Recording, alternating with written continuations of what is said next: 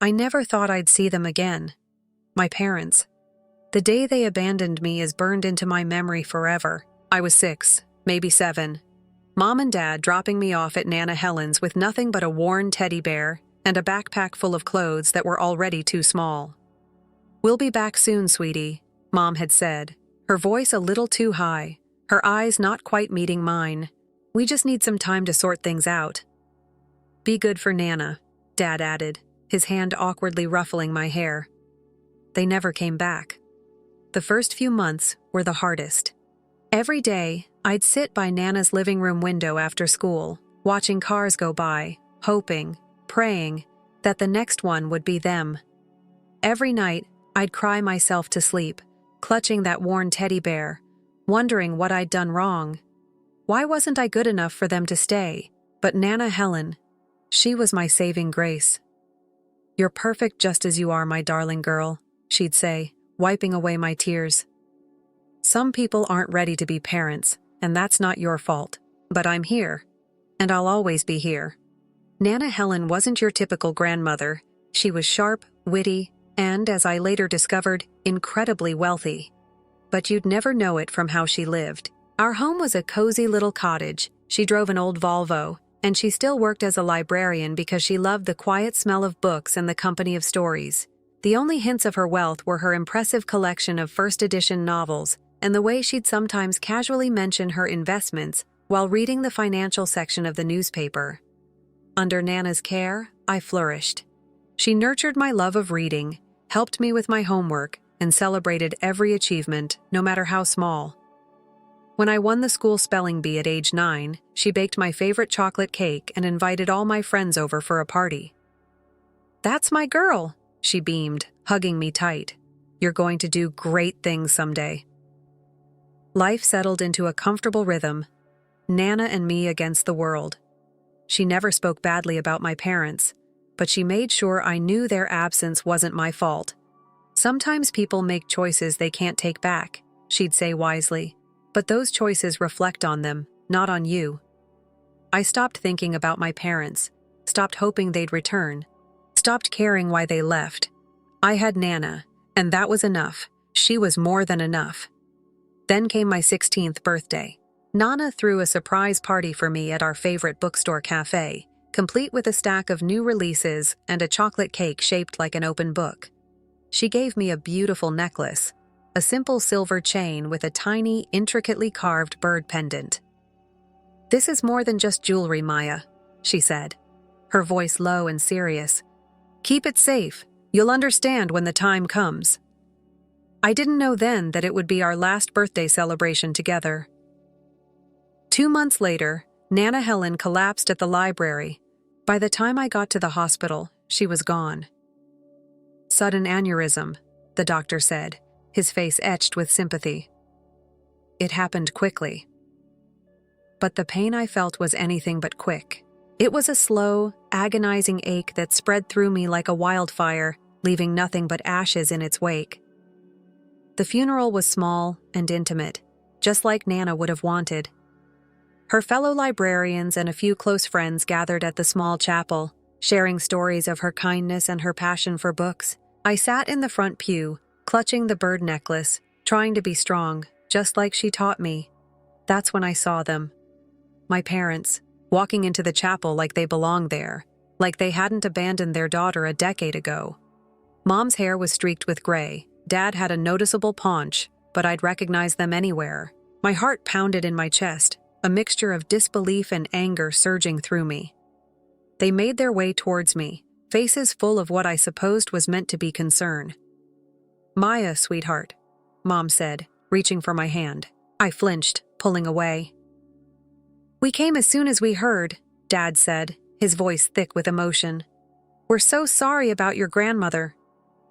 "We know it's been a long time," Mom added, her voice cracking. "But we're here now. You'll come home with us, of course." I stared at them, speechless. 10 years of silence, and now they wanted to play happy families. "I'm not going anywhere with you," I finally managed, my voice shaking. "Maya," Mom said, her tone sharpening, a familiar edge creeping in. "Don't be difficult. We're your parents, You have no choice in this matter." "Actually," a calm voice interrupted, "she has every choice." We turned to see a tall woman in a crisp suit walking towards us, a briefcase in her hand. "I'm Sarah Jenkins, Helen Montgomery's attorney," she said, "and we need to have a conversation about your grandmother's will." My parents' expressions shifted instantly. Mom's eyes gleamed with a barely concealed greed, while Dad straightened his tie, a nervous flicker in his eyes. "Of course," he said smoothly. "We're her only living relatives after all." Ms. Jenkins' face remained impassive. "Let's step into the office. There are some matters that need to be addressed immediately." As we followed her, I felt my hand instinctively tighten around the bird necklace. Somehow, I knew everything was about to change. I just didn't realize how much. The church office felt suffocating, the air thick with tension. Ms. Jenkins sat across from us at a heavy oak desk, methodically arranging papers from her briefcase. My parents flanked me, like predators circling their prey, their eyes darting nervously between me and the documents. "Before we begin," Ms. Jenkins said, adjusting her glasses, "Miss Maya, would you please show me your necklace?" My parents looked bewildered, but I instinctively reached for the bird pendant Nana had given me. "Mrs. Jenkins nodded, a small smile playing on her lips. "Perfect. Now let me read the terms of Helen Montgomery's will." She cleared her throat and began, "I, Helen Montgomery, being of sound mind, declare this to be my last will and testament." The legal jargon washed over me until one sentence pierced through the fog, making my heart skip a beat. "To my beloved granddaughter, Maya Grace Montgomery, I leave my entire estate, including all properties, investments, bank accounts, and business holdings, currently valued at approximately $47 million. The room erupted. "$47 million?" Mom shrieked, her face contorted in disbelief. "That's impossible. Helen was a librarian." "This is ridiculous." Dad slammed his fist on the desk. "We're her only children. You can't tell me she left everything to a teenager." Ms. Jenkins remained calm. "There's more. The will specifies that Maya is to be legally emancipated immediately, with a trust established in her name. The pendant she wears unlocks a safe deposit box containing further instructions." My head spun. $47 million. Nana Helen, my book-loving, Volvo-driving grandmother, was worth $47 million? "This will is dated just last month," Mom sputtered, her voice laced with desperation. "We'll contest it. Maya's still a minor. We're her legal guardians, and we have rights." "Actually," Ms. Jenkins interrupted smoothly, "you surrendered those rights 10 years ago." She produced another document. "This is a copy of the abandonment papers Helen filed against you both after you left Maya. You never responded to the court summons, so she was granted full legal custody. You haven't been Maya's guardians for a very long time." I watched my parents' faces crumble. The feigned concern evaporated, replaced by a raw, ugly greed. "Maya, sweetie," Mom pleaded, her voice dripping with false sweetness, "you don't understand what you're doing. Let us help you manage this. We're family." Family. The word felt like a bitter taste in my mouth. Where was family when they left me? Where was family for 10 years while Nana Helen raised me?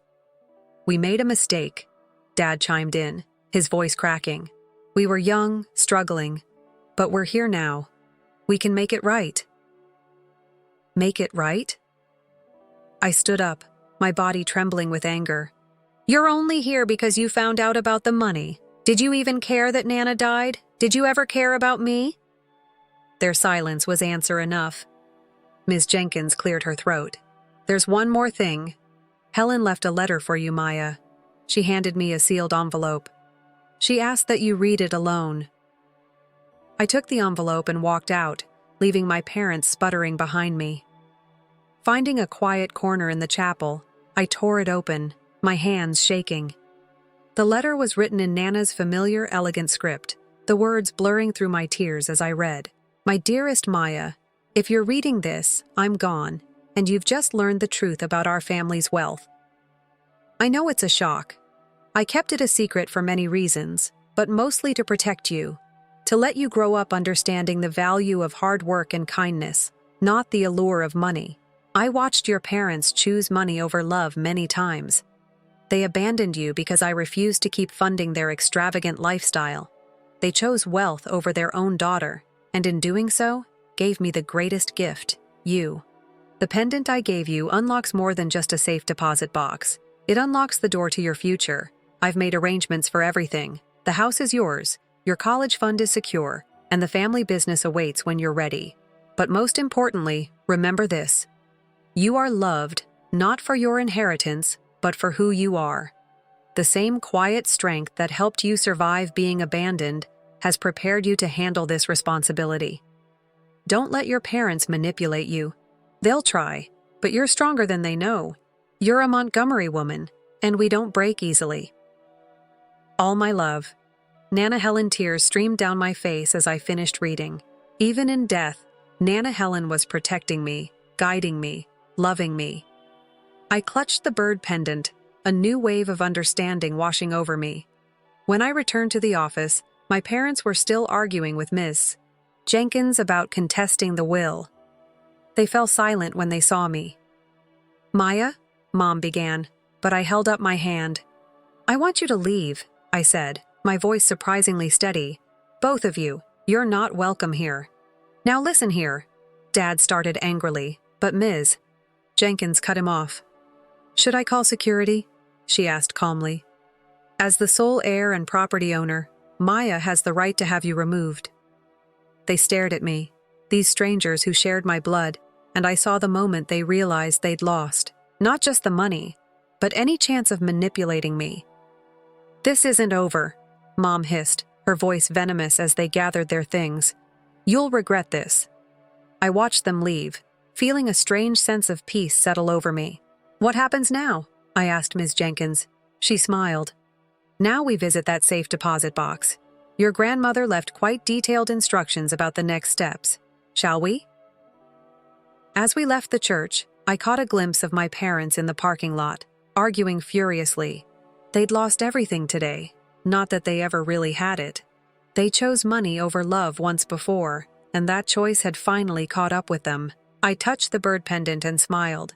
Nana Helen had given me more than just an inheritance. She'd given me the power to stand on my own, to face whatever came next. And something told me this was just the beginning. The safe deposit box at First National Bank held exactly what Nana Helen promised, and so much more. As Miss Jenkins and I examined the contents, I discovered just how meticulously my grandmother had planned everything. Inside were property deeds, stock certificates, and detailed instructions about the family business, Montgomery Enterprises, a company I'd never even known existed. But what caught my eye was a small, velvet pouch. Inside, nestled amongst soft padding, was a flash drive labeled, "For Maya, Miss A." Jenkins, with a knowing smile, pulled out her laptop and plugged it in. Nana Helen's face appeared on the screen, her eyes twinkling. This must have been recorded shortly before she died. Maya, my darling girl, she began, her familiar voice filling the small room. If you're watching this, then everything has happened as I expected. Your parents showed up at my funeral, didn't they? Trying to claim what was never theirs to begin with. I gasped.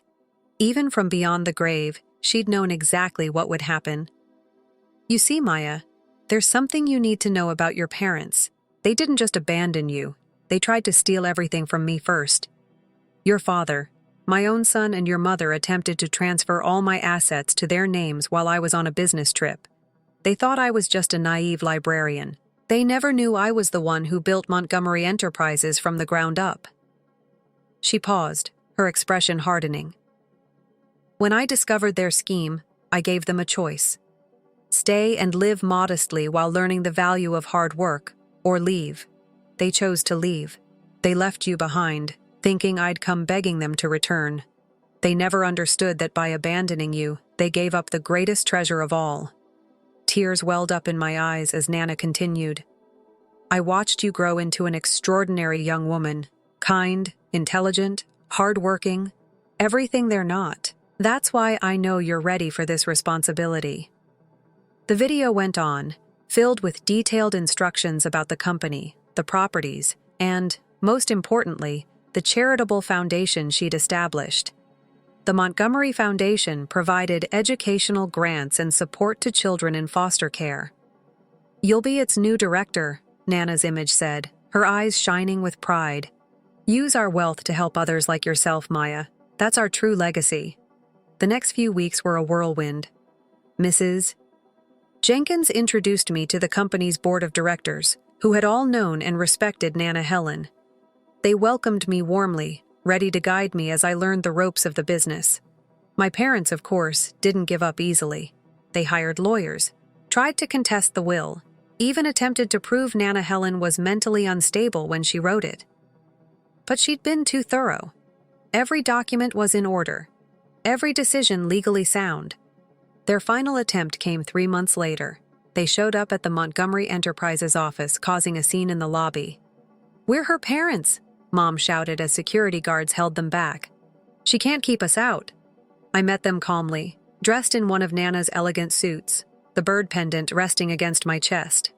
"Actually," I said, my voice firm, "I can, and I will." "We'll go to the press," Dad threatened. "Tell everyone how you stole our inheritance." I smiled, channeling Nana Helen's quiet strength. "Go ahead, tell them how you abandoned your 8-year-old daughter. Tell them how you tried to steal from your own mother. I'm sure the press will love that story." They deflated, finally understanding they'd lost everything. Not just the money, but any chance of ever having a relationship with me.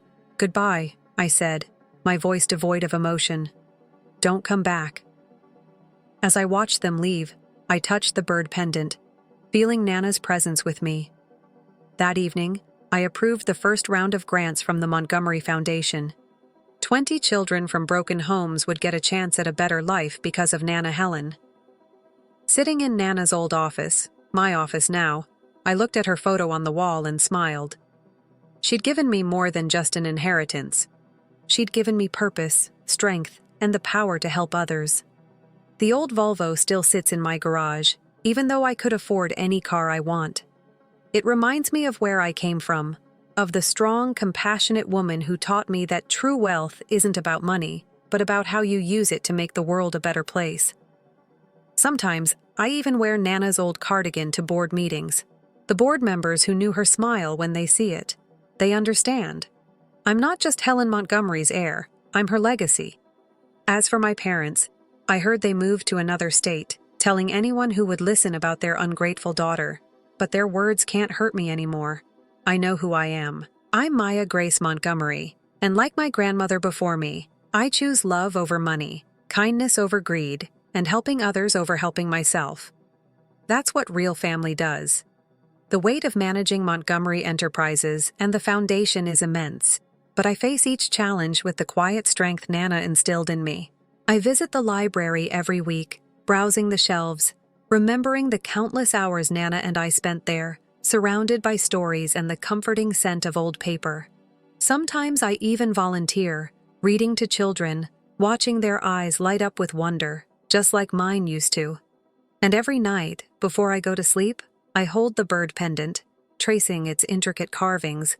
It's a reminder of the woman who loved me unconditionally, who saw my worth when others didn't, who taught me the true meaning of family. Nana Helen may be gone, but her spirit lives on in me, in every decision I make, in every life I touch. Her legacy of love, kindness, and generosity will continue, carried forward on the wings of that little silver bird. Story 2. Hannah thought my home-based hobbies didn't warrant residing in the family home, so she recommended that I relocate into an affordable apartment. She told my in-laws that she was fresh from the city and wanted to replace me in the house. They never fully comprehended my lifestyle of working from home. Even my spouse William now appeared to be plotting against me due to Hannah's influence. The fact that they failed to acknowledge that I was the one paying the house's mortgage was discouraging. I was struck by the question, why should I stay with people who made me feel unwelcome? If they wanted me gone so badly, then I would do just that. I was fed by frustration and had reached my own limit. I made the decision to give them responsibility for the mortgage. Having made that decision, I divorced William and moved on, not realizing the difficulties they would soon encounter without me. Amy William is my name. I was 3 years younger than my spouse. Although we met at work, our relationship wasn't your typical office romance. William was employed by my office's janitorial service. When I lost both of my parents in a short period of time, life had struck me a severe blow. After becoming unwell, my father was given a 5-month survival estimate. My mother also passed away from her own health issues throughout his sickness. I had no parents or siblings to lean on after their death, so I had to face life on my own. I would frequently be overcome by the sadness. I cry when I see unexpected things, but, especially at work, I miss my sadness with smiles. I was attempting to conceal my suffering while I was absorbed in my thoughts beside a window on the day William and I first really clicked. We had previously exchanged nans, but we had never had a meaningful conversation. William came up to me that day to inquire about my melancholy state of mind. It was surprisingly simple to open up to him, maybe because he was a bit of a stranger. He was comforted by his empathy when he found out about my parents. He talked about how close he was to his own parents, which made me feel less isolated in my grief. Our chats and, eventually, our connection outside of work began at this point. William introduced me to his parents when we first started dating, and they were quite polite and accepting of my predicament.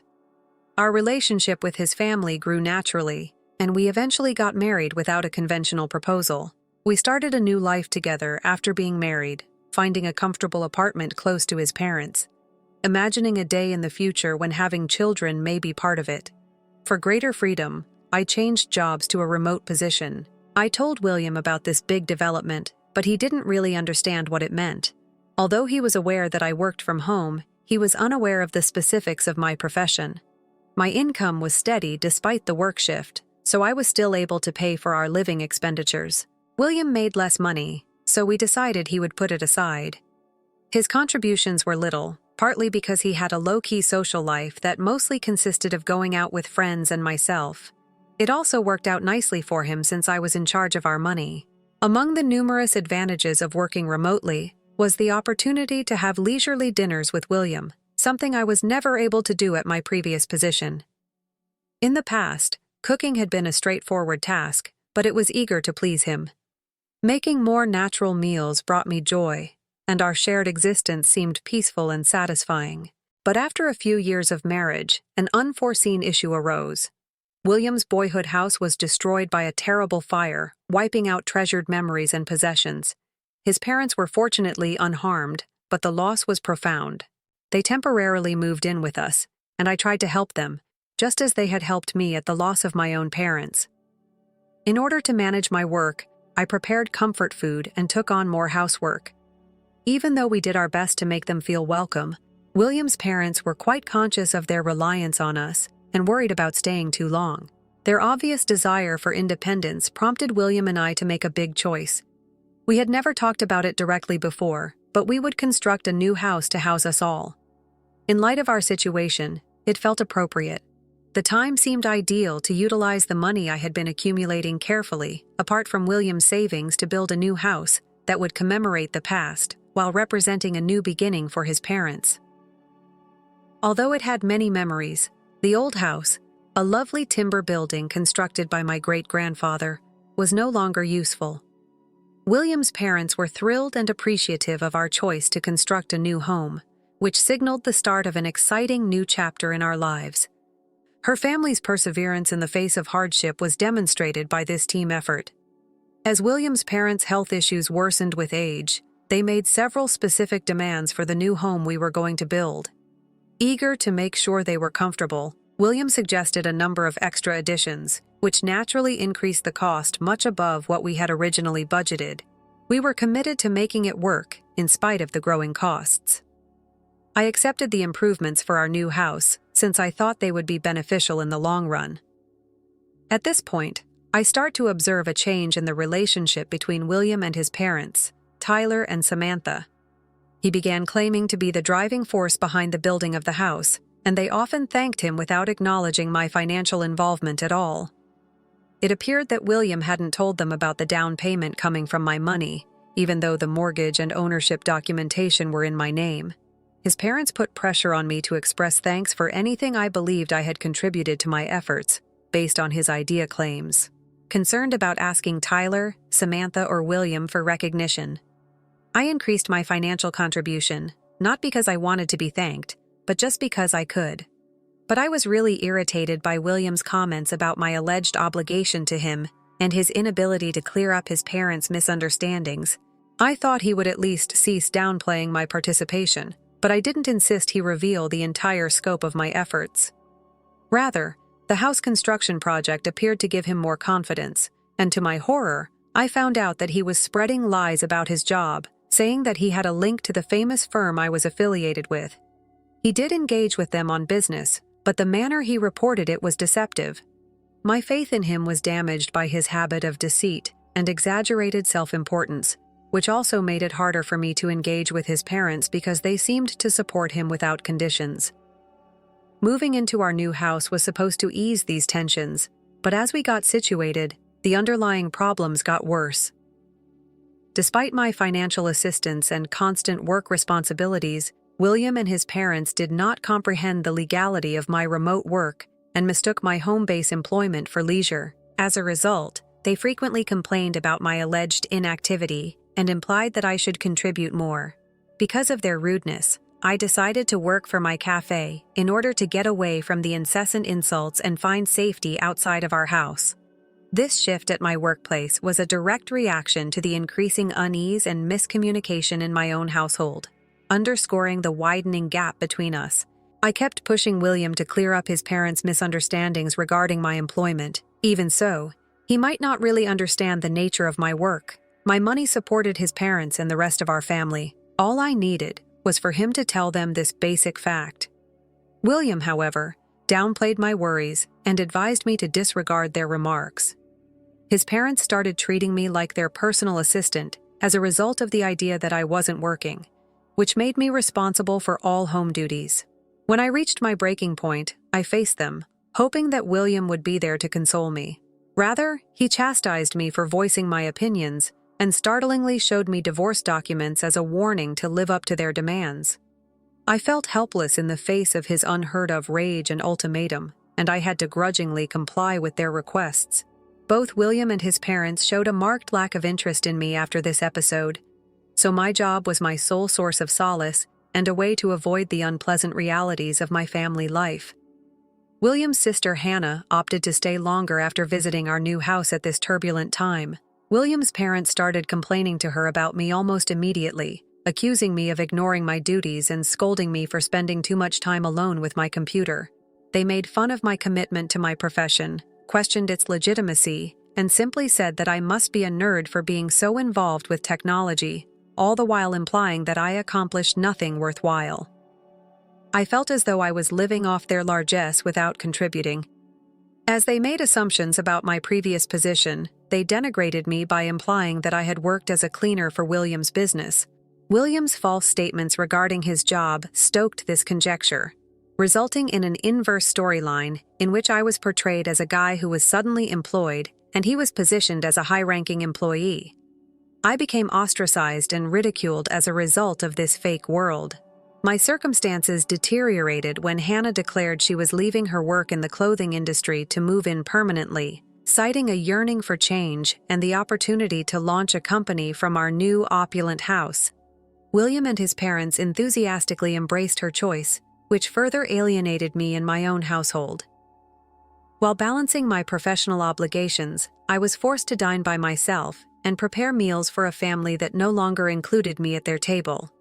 This arrangement continued until Hannah abruptly announced her wish to remain forever on the day of her departure.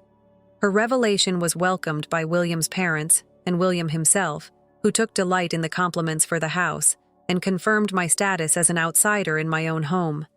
She found the house pleasant and seized the chance to start again in her work. There wasn't a room set aside for Hannah, even though she recently decided to live with us permanently. She had been using the guest room before to her declaration, but her house needed more space, and her new permanent status necessitated a more permanent solution. Hannah bluntly declared that she expected me to leave after 2 weeks with us, saying, "I'll live here." She assertively said, "So you should leave," implying that my home-based lifestyle wasn't worthy of a spot in such a fancy house. She implied that I need to look for a less costly place to live somewhere else. Samantha, who supported Hannah, rejected my attempts to defend the quality of my work, leaving me helpless against their unjustified criticisms. The claim that I wasn't productive only because I worked from home was an unfair pressure technique. As William watched the drama play out without speaking up or clearing up the misunderstandings, my frustration grew. So far, I have kept quiet, considerate of William's sentiments. However, the circumstances forced me to publicly state the truth. Declaring that the house was registered in my name, I approached Samantha, Tyler, and Hannah. My money had provided the first down payment, and I was responsible for the mortgage payments. Without William's financial assistance, William's attempt to further denigrate me was a panic attack that swiftly escalated into defensive hostility. He had erected a facade and was desperately holding on to it. Hannah and his parents supported him, calling me the liar.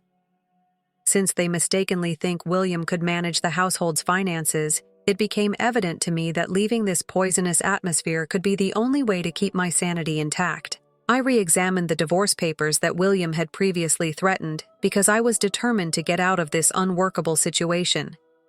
At first, it seemed to please him that the house title would be transferred to him because he probably imagined obtaining complete ownership without understanding the responsibilities that came with it. But William's genuine dislike of the hassles of the procedure was shown when it came time to transfer the mortgage into his name. Unaware of the financial and legal ramifications, he never imagined it would be as easy as signing his name. I reluctantly took William, who was unaware of the situation, to the bank and a lawyer for the required consultations. William was preoccupied with his phone during the meeting and didn't pay much attention until it came time to sign the paperwork. He inquired eagerly as to whether this would formally put the house in his name. He enthusiastically signed once I confirmed it, utterly unaware of the significance of his new responsibilities. He would in fact receive the property and its mortgage obligations when the legal proceedings were over. I had carefully laid out the facts several times, but I knew that only the full force of his new position as sole proprietor would expose the entire scope of his misunderstandings and the unanticipated financial commitments. William's response left me in a state of amazement. He joyfully informed Samantha, Hannah, and Tyler of the news, still feeling the radiance of his seeming accomplishment, even after the house and mortgage had been transferred into his name. I couldn't understand how they could still believe that William worked for a reputable firm while considering me unemployed. I felt both amazement and a feeling of freedom as I watched everything happen, since I knew exactly what I needed to do next. William arranged a trip to celebrate the divorce after the move, and I was told to leave the house while they were away. They went on an extravagant vacation overseas, expecting me to go without a trace, but I did something about it in those 12 days. As I completed the sale of an opulent condo on the top floor of a high-rise building, a location that seemed to have been waiting for me, I sold all the furniture and appliances I had brought into our shared house and packed my personal belongings. Approximately $8 million in price. I took advantage of the chance to claim it as mine, as the timing seemed opportune. Although the 3 years of conflict with William's family had worn me down, I was excited about the possibility of beginning over in my condo. My parents left me a sizable fortune, which I prudently managed over the years to greatly increase my wealth without their knowing. In the past, I had hoped to share this windfall with William and retire early, but I chose to keep it a secret, which I now consider to have been a fortunate move. I had learned a hard lesson from the lack of financial caution, which strengthened my decision to conceal my riches. I was able to create a living area that really reflected my preferences after moving into the unit, free from William and his family's influence and criticism. This new house turned into a haven where I could work quietly, surrounded by memories and treasured items, and without anybody interfering with my way of life. I was excited to embrace the peaceful life and try out new pastimes like taking a cooking lesson or going to a yoga studio. Then, surprisingly, William called me when he got back. When he realized that the appliances and furnishings were gone, his voice was full of surprise and outrage. He insisted that they go back, without realizing that my money had been used to buy each thing. I therefore had the freedom to sell or relocate them as I saw fit. They wanted to cut off all links to the household that had caused me so much pain, but I didn't feel obligated to leave behind any aspect of my existence. I felt genuinely free in my new condo, prepared to live a tranquil and contented life, far from the chaos of the past. William insisted that I buy the products again after I told him they were already sold. I said that he should have no difficulty purchasing new ones because he works for a large firm. I hung up the phone after that and didn't answer his calls again. I have completely embraced my new life 2 months after William and his family returned from their joyous trip overseas. I have made friends with my neighbors and taken part in a variety of activities, such cooking courses that a friend who lives directly below my apartment suggested. William called again one day when I was getting home from class, inquisitive yet wary. I replied, asking whether the paperwork was still having problems. His speech echoed the pandemonium of their homecoming, full of bewilderment and dread. The $1,600 monthly loan payback amount irritated him, and he wondered why the debt hadn't been paid off. Despite the bank's explanation, which he had obviously disregarded, he appeared to be totally ignorant of the financial obligations that now rested with him. He showed how little attention he had given during the transfer procedure by expressing shock that the mortgage wasn't paid off. I can still clearly remember sitting next to him, seeing his lack of interest, and now he was desperately trying to find a way out of his new responsibilities. However, it was too late. The mortgage had already been signed in his name. A pivotal moment occurred when William realized he was entirely liable for the loan repayments. It was completely unfounded of him to assume that I would be having difficulties following the divorce. Throughout our marriage, I had overseen our money, making sure we lived well together. As I thought back on the previous 5 months, I wondered about William and his family's lifestyle, probably living beyond their means under Hannah's influence until the mortgage's reality eventually set in. His situation seemed to me now as though it belonged to a complete stranger, and I became unconcerned about their financial difficulties. I took a moment to explain my current predicament to William. My profitable investments have allowed me to live comfortably in an opulent condo. His phone's silence was revealing. His calls stopped after that realization, which made me think he had managed to deal with his circumstances. William unexpectedly reached out once again, rekindling the bond I had assumed had been broken. Despite our past, I felt detached since our lives had changed so drastically since the divorce. Far from the complications of my former life with him and his family, I continued to concentrate on my newfound freedom and peace. I pondered what pressing issue had compelled William to call me this time. As it happened, there was a crisis. Meanwhile, in the background, their house was being confiscated. His family's worried, desperate voices could be heard in my ears, Samantha Tyler's and Hannah's. William begged for my assistance with a voice full of terror. At their door, an enforcement officer informed them that they were about to be evicted and that the house was going up for auction. When I asked if they had gotten any warning letters, I was honestly shocked to learn that they hadn't. When questioned further, he sheepishly acknowledged that it's possible that these letters were purposefully ignored and left open without any response. As the reality of their circumstances set in, with foreclosure imminent and the entire loan amount demanded immediately, each member of the family appeared to believe that someone else was handling the loan repayments. I couldn't help but be frustrated by William's seeming lack of optimism. I proposed combining their savings as a possible remedy, but was told the grim truth that this was not an option. While Hannah had quit her job voluntarily, Samantha and Tyler had spent all of their savings on extravagant vacations, relying on their son's feature support. Far from the prosperous city life she claimed to lead, she had been fired for embezzling money. Their financial facade broke down, exposing a serious condition. William had spent all of his money, living under the guise of a successful job while his family splurged, all under the mistaken impression that they were financially stable. Their home was eventually seized as a result of the accumulation of these bad choices.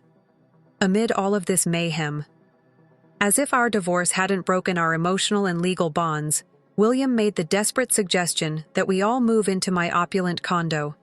I responded with firmness and clarity. I declined. Our paths were no longer shared after our divorce, and my new life in the condo was a haven created for my success and independence, far from the chaos and dishonesty that had defined our marriage. My resolve grew stronger as the story progressed, particularly after overhearing my ex-in-laws, Samantha, Tyler, and Hannah, hurling insults at me over the phone. They labeled me a thief, a scammer, and heartless, which only strengthened my resolve to break off contact with them. The bitterness and blame were a direct consequence of their own choices, showing no signs of self-worth or remorse. Eventually, their arguments spiraled inward, turning into a cacophony of blame among themselves. At that moment, I chose to sever all ties, quietly ending the call and ensuring no further contact by blocking William's number. A few days later, a newspaper headline caught my eye detailing a father-son altercation that escalated to police intervention, immediately raising suspicions about William and his family. Confirmation came through a mutual acquaintance revealing the dispute did indeed involve them, and stemmed from tensions that boiled over after my last conversation with William. The altercation led to their arrests and minor injuries for all involved, along with a police warning. This incident not only bruised their physical well-being, but also tarnished William's professional reputation, as rumors of the fight spread through his workplace, leaving him in a precarious position following the fight. The house was sold, and the family relocated to a dilapidated apartment, a stark contrast to their previous living conditions. Their new life was marred by infestations and neighborly complaints, marking a significant downgrade. Hannah's history of embezzlement further complicated their attempts to stabilize, making it nearly impossible for her to secure employment. Thus, the family's financial burden fell solely on William, who, despite his efforts to locate me, found his inquiries fruitless. Thanks to the discretion of our mutual friends and the vigilance of my condo's concierge service, this chapter of my life, with turmoil and strife, felt conclusively close. As I embraced my new existence in the luxury condo, far removed from the chaos. My days were now filled with hobbies, work, and the peaceful solitude of single life. The decision to move forward unencumbered by the past or thoughts of marriage was not just a choice, but a declaration of my newfound independence and contentment. Story 3. This is where my journey starts. My name is Ellie. Moving from foster family to foster home while growing up in a tiny town, I eventually found a home with the Thompsons. I had longed for stability my entire life, and they delivered it to me as a priceless gift. Before I went out to college and became the first person in my foster family to live in a major city, my life was rather ordinary. I threw myself into learning languages, concentrating on Japanese. I finally got a job as a translator at an international trade organization after a lot of hard work. An enormous accomplishment for a girl from a little place like myself. I got my customary black coffee on a typical Tuesday as I entered a little cafe close to my workplace. I saw him at that point, Jack, tall and able to light up a room with his smile. Despite his business-like demeanor, he appeared at ease while using his phone. I sensed an unmistakable connection as our eyes locked. "The first time I've seen you here. Hello." As I sat down and drank my coffee, I tried to sound informal. He raised his head. His grin grew, attempting to get away from the pandemonium at the office. "My name is Jack." He held out his hand and said, a spark appeared as I shook it. "My name is Allie. What attracts me to my favorite location, Mr. Escape the office?" Intrigued, I asked, but he joked. "Coffee and better company, apparently." And we clicked right away after that. Weeks passed. Weeks turned into months. And a year had gone by before we realized it. We were no longer just having coffee chats. Jack was a lovely, cosmopolitan city man. However, we were both aware that things weren't always easy. I was ecstatic when we decided to be married after a year of dating. The Thompsons are the ones that helped to mold me into the person I am now, and I wanted him to meet them, Mr. and Mrs. Thompson, my foster parents, were down-to-earth individuals who worked hard and had simple lives. They rented a small, unremarkable apartment that was warm and loving since they had been renovating their home. I told Jack that even if it's not much, it's full of pleasant memories. He nodded, but I saw the expression in his eyes as he looked about the little room. He was obviously uneasy. My parents treated him like a king or queen when we were there for the weekend. Jack, however, was good-natured and constantly looked at his watch, a want to get back to the city. That Sunday night, the stillness in the van felt oppressive as we made our way home. "You've been silent, Jack. What is going on?" At last, I inquired. He let out a sigh, scarcely hesitated to speak. "We're from different worlds, Allie, but your parents are good." His words were boiling. I struggled to remain calm. "What does that signify?" Simply said, "It's different. This uncomplicated existence is not something I'm used to." In an attempt to get things forward swiftly, he confessed. I bit my lip as I looked out the window and thought about how our lives were different. "I don't really care about stuff, Jack, but we must respect one another's backgrounds." I spoke aggressively. He gave a nod. "Correct. Naturally. Allie, you are loved. That's what counts," he remarked, although it seemed like he wasn't sure we really understood one another. I woke up that night thinking about the straightforward existence I value and the complex world I was entering. It was my time to meet Jack's side of the family, just a few days after our unpleasant visit to my childhood home. His mother, Vivian, lived in a high-rise apartment in the heart of the city that was opulently decorated and exuded affluence. When we got there, she was waiting for us at the door, completely decked out in expensive clothing, and her flat looked like it belonged in a magazine. "Isn't it, Allie? What do you do, too?" Vivian questioned, assessing me as though I were a potential purchase. "I work as a translator.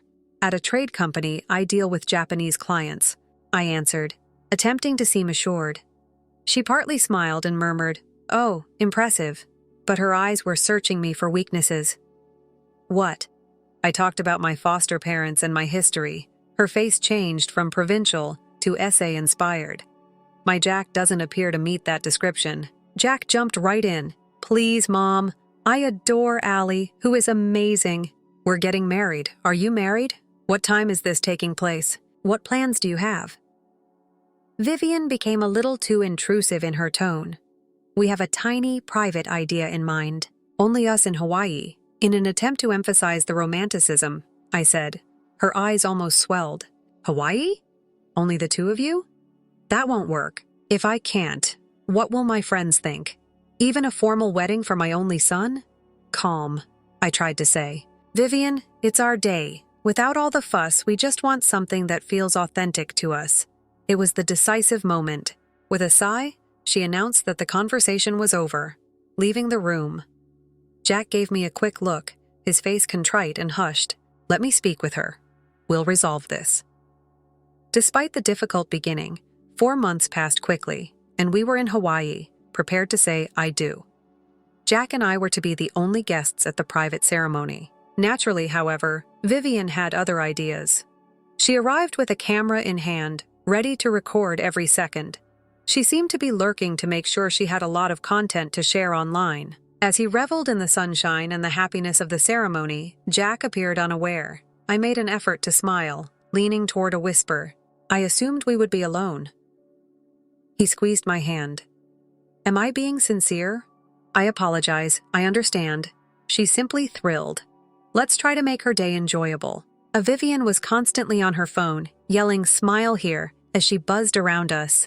"Oh, my feed will look amazing with this." Instead of feeling like a bride on her wedding day, I felt like a prop in her social media showcase. What should have been our unique moment had become just another of Vivian's extravagant shows. Newlyweds should have had warm, romantic days when they returned home. Slow glances in the living room, breakfast in bed. At least that was how the works began. I was given a beautiful ring by Jack on the day we returned, one that glinted endlessly in the light. His eyes gleamed with pride as he said, "It's been in my family for generations. Take care of that ring. It's not just pricey either," Vivian added, looming over us like a black cloud on a bright day. "It's an heirloom." Her reminder made my heart sink a little because it felt more like a warning. Jack and I spent the first few weeks cooking together and stealing kisses, living in our own little world. But then Vivian started dropping by unannounced, like a storm that had settled over our home. It all started one afternoon when the doorbell rang while I was folding laundry. She had that same expression on her face, as though she were going to inspect a military installation. She said, "Just checking in on my favorite newlyweds." but her gaze flitted about the apartment as though she were looking for a problem. I tried to be polite, making small talk, even as she wandered into the kitchen, her fingers gliding over every surface. "Allie, darling, do you ever clean? And where are the fresh vegetables? A man needs his greens." Her tan dripped with disapproval. Jack just shrugged it off. Later, when I told him she means well, babe, just try to go with it. Go with it. My frustration bubbled up. Jack, she's treating me like I'm on trial in my own home. He kissed my forehead casually, as if that would solve everything. She's lonely, Ellie. Let's cut her some slack.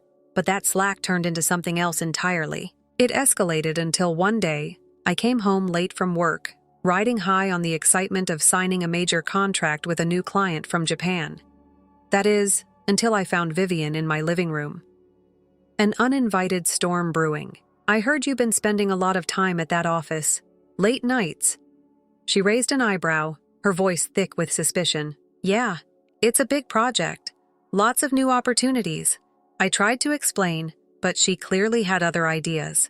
2 days later, she personally showed up at my office, counting the men, working with me out loud and loudly, suggesting that could be having an affair with one of them. Without invitation, she barged into my boss's office. I knew him because he was elderly and declared, "Well, she definitely won't mess with the old man." I was mortified, my face burning as red as a beetroot. I demanded she leave and apologized profusely to my boss and colleagues for the disruption. Thankfully, Mr. Jackson had a sense of humor and just laughed it off, but the damage was done. That night I lay awake wondering how we gotten here. I'd had enough. I cornered Jack in our bedroom, my voice low and tense. "Your mom crossed the line today, Jack. She's accusing me of cheating and it has to stop." He sighed deeply, weariness etched on his face. "Please, just try to get along for me." But getting along increasingly felt like just putting up with nonsense. Things between Jack and me were getting rocky, largely due to Vivian's constant whispers in his ear. Jack had begun to nitpick everything about me, my clothing choices, my work hours. He had never minded before, but suddenly everything was an issue. "Ellie, why do you have to wear that to work?" He frowned one morning as I got ready. I was simply wearing a blouse and skirt. "Nothing fancy. It's professional." "Jack, what's wrong with it?" I replied, adjusting my skirt. "It's too much.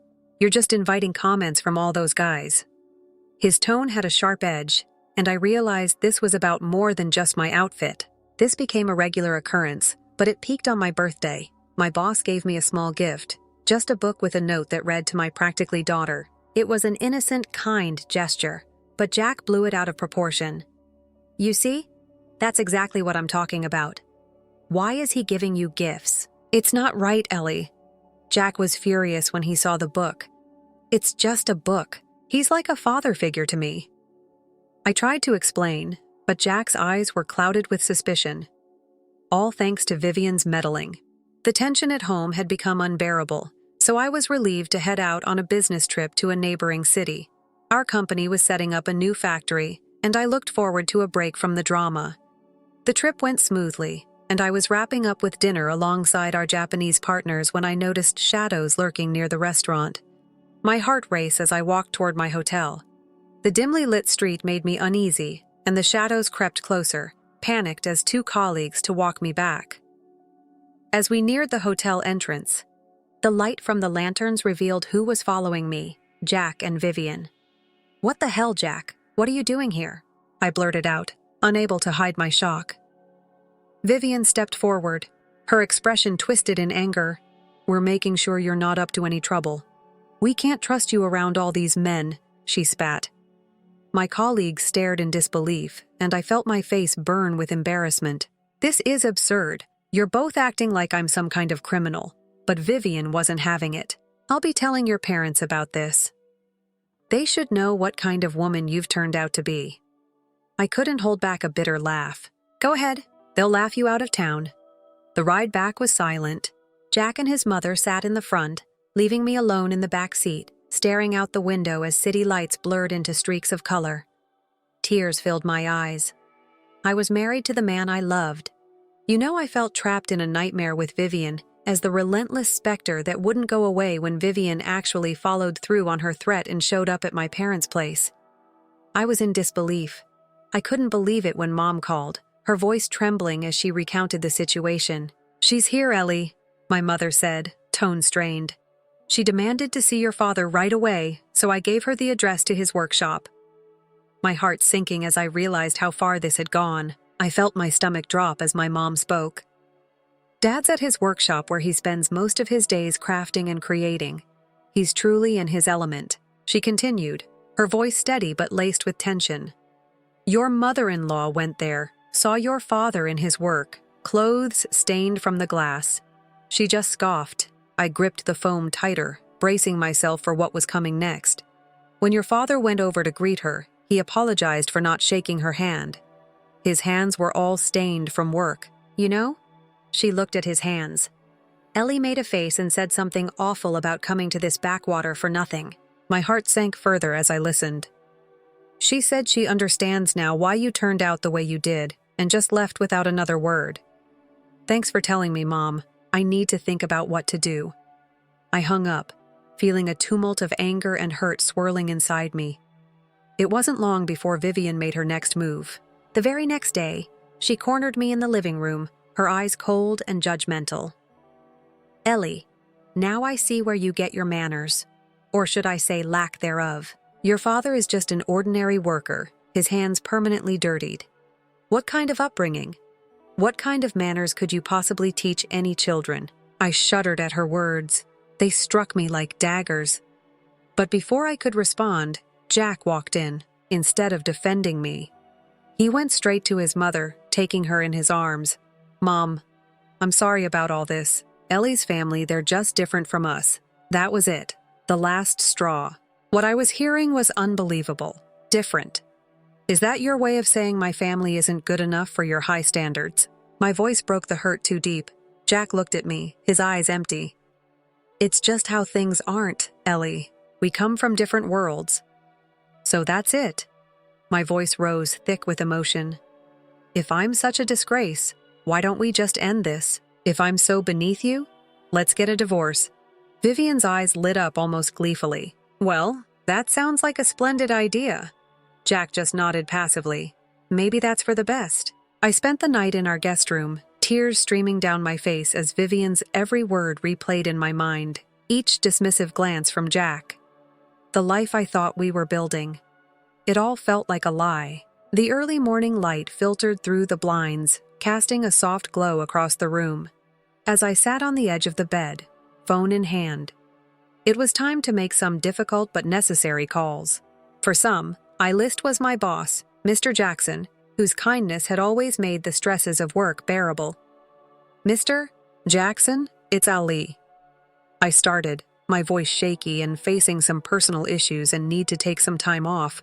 "I can take it unpaid if necessary." "Ali," he replied quickly, concern evident in his voice. "You're one of our most valuable team members. Take a paid vacation, sort things out, and come back when you're ready. We'll manage here." His generosity brought a lot to my throat. "Thank you, Mr. Jackson. I can't tell you how much this means to me." Next, I dialed my mother, who had always been my anchor in any storm. As soon as she answered, I spilled everything, my words tumbling out in a torrent of emotion. "Mom, it's all falling apart here. I can't do this anymore with Jack and his mom. It's just too much." Her voice was calm and soothing. "Ali, we've been prepared for this call. Your father and I are on our way. Just pack what you need." As I ended the call, I glanced around the room, my eyes landing on the few personal items I had brought into this house, none of which felt like they belonged. I started packing each item, a reminder of the life I thought I'd built with Jack. Vivian appeared at the doorway, her presence like a dark cloud. "Remember, Ali, only take what you bought with your own money. Don't think about grabbing anything else," she said, her voice cold and accusatory. It wasn't long before I heard the gravel crunch under the tires of an old vehicle. Looking out the window, I saw the familiar beat-up pickup truck that belonged to my parents. Jack and Vivian followed me outside, their expressions a mixture of smugness and curiosity, as my parents' truck pulled up. Jack scoffed loudly. "Sure that old thing will even make it back." My father sucked out a quiet strength emanating from him as he faced Jack without a word. He handed over the divorce papers, his eyes steady and unwavering. Jack grabbed the papers and signed them with a smirk, his mother chuckling beside him, glad to be rid of this mess. We arrived at my parents' home, a large, imposing structure that felt more like a sanctuary now. I spent the next few hours unpacking and trying to settle my nerves. The peace of the familiar surroundings slowly calmed me that evening as I sat looking out at the garden. My phone rang. It was Vivian. "Ellie, you need to return the ring. It's a family heirloom, not a parting present." I pulled the phone away for a while, taking a deep breath before replying. "Vivian, the ring was given to me as a wedding present. If you want it, come and grab it yourself." The morning light was just beginning to spread over the horizon when I observed Jack and his mother, Vivian, from the upstairs window. They paused at the gate, peering up at the mansion as if they had strayed into a fairy tale. Their faces of incredulity were nearly funny. A grin formed over my lips as I observed them from behind the curtain. They seemed so out of place against the backdrop of my vast, neatly maintained front yard. The bewilderment obvious. I moved away from the window, hearing my folks downstairs, and joined them. We shared a knowing gaze before heading outdoors. Calm and composed, my parents strolled by Jack and Vivian without a word. Heading straight toward the garage, they pretended not to see the perplexed expressions from my weird husband and his mother. As the garage door flew open, showing 3 sleek, high-end vehicles, I could hear Jack's sudden intake of breath. My father picked a shiny black automobile, and we all piled aboard, right before we pulled out of the driveway. At last, Jack was able to speak. "What's all this, Ellie? This residence? These vehicles?" I got out of the car and walked toward them with a sense of peace that hadn't been there for months. "Jack, this is my family's house. My father has many business properties in addition to a glass factory. I was born and raised here." Vivian's expression twisted in bewilderment. "However, your dad, he was dressed for work. He had filthy hands." The sight of her navy made me grin. "Indeed, Vivian. He was introducing a new range of goods. His firm has a record of becoming involved, interactive. It doesn't imply that he isn't prosperous or successful." They were left speechless, unable to make sense of the contrast between the lavish surroundings and the picture of the industrious guy they had witnessed. A bunch of neighbors came over at that very time, their faces beaming. "Salutations, Mr. Thompson. We learned about your most recent charity function. What you're doing is amazing. Additionally, we will help you in the mayoral elections." One of them joyfully cried out, while Jack's face contorted with a mixture of guilt in his eyes. Flitting between his mother and me, my parents nodded and thanked them. With the unquestionable reality in front of her washing away her previous haughtiness, Vivian appeared as if she had swallowed something sour. I gave Jack and Vivian a final glance before turning back to the car. "You view things a little differently now, I suppose." "Not unkindly," I said. Their shocked and realizing looks attested to the fact that I was finally free of the past, with all of its struggles and heartbreaks.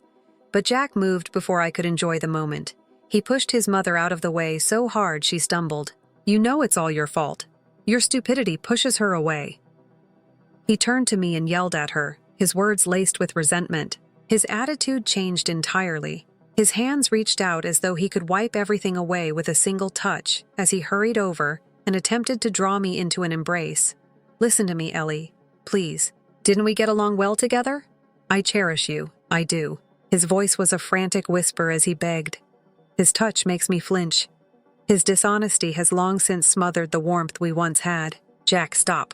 Simply stop," I responded forcefully, using all of my effort to push him away. I climbed into the car quickly. Without a word, my heart was racing. The garage doors start to close behind us as soon as my father presses the remote button. With a mixture of desperation and incredulity, Jack and Vivian stood there shouting their voices. "Forgive us, Ellie." With a cracking voice, Jack screamed, "We didn't mean any of it." Vivian joined in, fighting for the honor she had lost. "I was mistaken, sweet Ellie. Please." I was troubled by the moment's finality as we drove away, but I had a need for closure, a final closure to this phase of my life. I thought this was my father's turn, so I requested him to stop the car when we got to the end of the driveway. Jack rushed toward us, his face beaming with optimism, while his mother followed silently, her former grace giving way to desperation. I removed my wedding ring, held it out, and rolled down the window. When Jack realized what was going to happen, his eyes widened. "Jack, this is the end of it." My voice was steady as I spoke. I tossed the ring out the window after saying that. Before settling on the plush grass along the road, it sparkled momentarily in the early morning light. With her hand fumbling through the grass, Vivian, ever the opportunist, hurried to where the ring had landed. The agonizing past, her role that, and the window closing despite their entreaties, they stood for. "Dad, let's go." Silently, I said. I returned to the city 2 weeks later and found a new flat that felt more like home than I had in a long time. When I went back to work, Mr. Jackson greeted me with open arms and a kind comprehension that helped me settle back into my routine. Jack tried to get in touch with me many times, each time becoming more frantic. He stated that he had severed his relationship with his mother, pleading for another shot at things that are irreparable once they are destroyed. I banned his number and informed him that this time it was permanent. There was no need for more words.